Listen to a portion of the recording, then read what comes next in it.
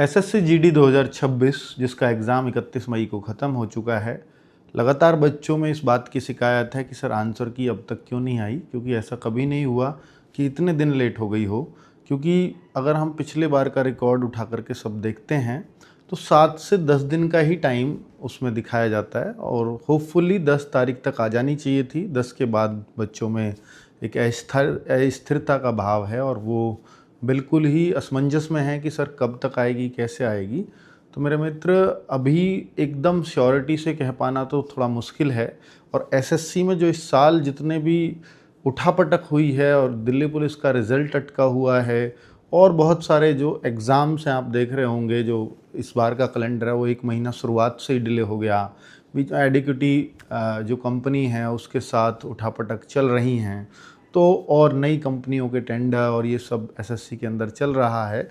तो हो सकता है कि क्योंकि एसएसजीडी का एग्ज़ाम भी पहले कभी ऐसे नहीं हटा कि 2-2 महीने 3-3 महीने का या हटा दिया तो फिर पता ही नहीं है कि कब एग्ज़ाम होगा। कितना मिसमैनेजमेंट आपने देखा है एसएसजीडी के एग्ज़ाम्स में, तो वो सब चला।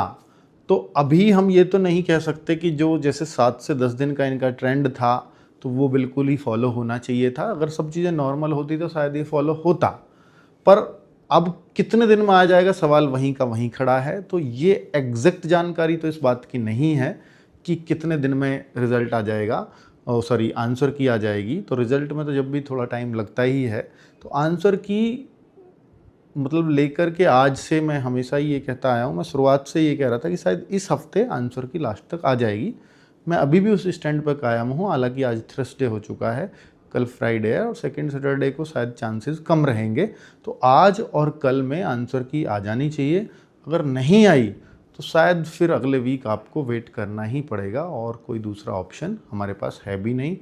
आज और कल में बहुत उम्मीदें हैं कि एसएससी जीडी की आंसर की आ जाए। Thank you.